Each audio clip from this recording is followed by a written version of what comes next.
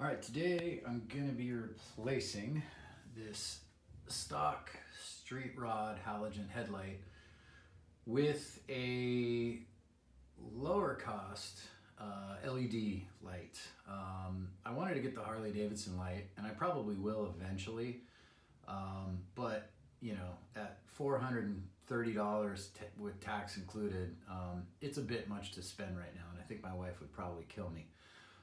So I found one that got fairly decent reviews. It's not here yet, but it will be by the time we cut to the installation portion of this video. I'm gonna go ahead and install that, and it was only like $35 on sale, so I figured, got nothing to lose. If it sucks, I got it on Amazon, so I can always return it. But the first thing I wanted to do was take some video of what the regular light looks like. So if you hang on 1 second, we'll cut to that. All right, so it's as dark as I could get it in my garage. There's a window. But wanted to first get an idea of what the stock light looks like. So that is low beam, and the garbage truck decided to just pull up tonight. And that is high beam. So there's low. Looks like it's got about maybe a 5-foot spread. Pretty concentrated. It's probably got like maybe, I don't know, 3 feet of height and about a 5-foot spread. And there's the high beam, which kind of annoys me because with the high beam, you really lose the road. You know, you get the road way down the road, but you lose everything, I think, that's right in front of you. So anyway, we'll see what the new light looks like as soon as it comes. So the first thing I went ahead and did was remove the cowl or fairing, whatever you want to call it. And on the street rod, it's pretty easy to do, and I've heard this is actually better on the street rod than it is on the Street 500 and the Street 750.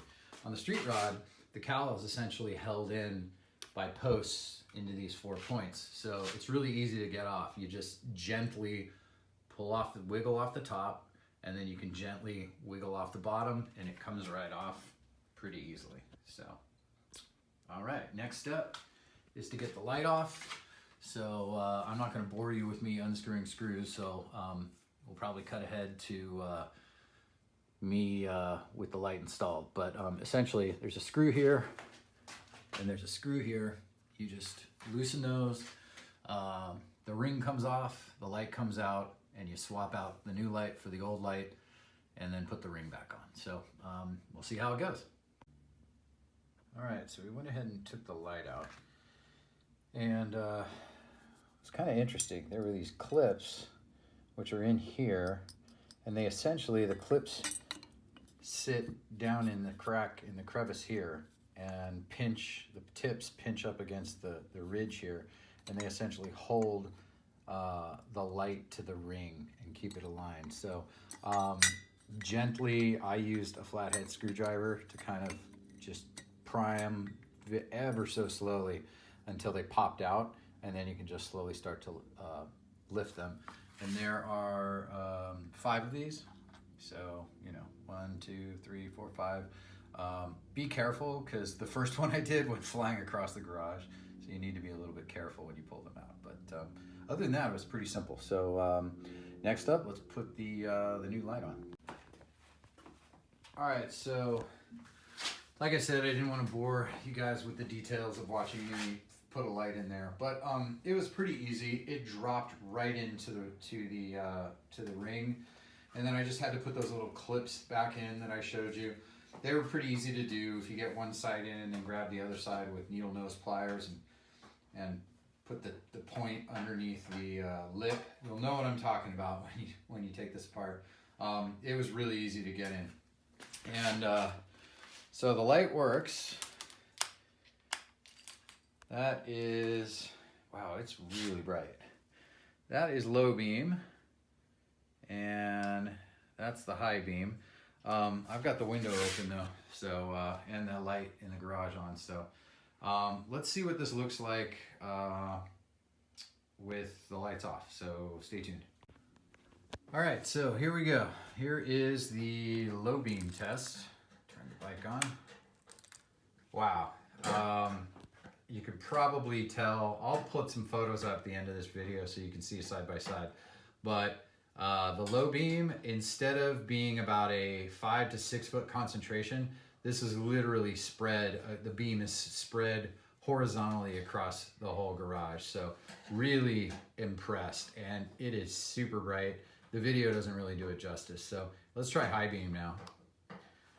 So high beam, I see what high beam does. High beam adds additional beam kind of straight. It doesn't spread it wide, but it does add more kind of down the road, which I like because I've seen some bulbs, some projector bulbs that when you flip them into high beam, you lose your low beam width, and it projects more of a long range width.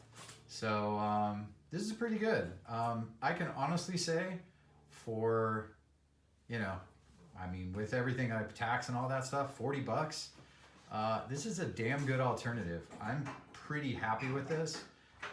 And, you know, the real test is going to be taking it out and doing some nighttime riding, which I'll post another video with that as well.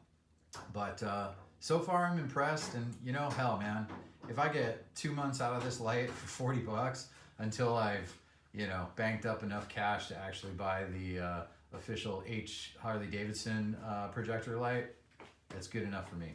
Anyway, I'll post, stay tuned for some side-by-side photo comparisons and stuff. I'll put those up at the end of this video. Thanks for watching.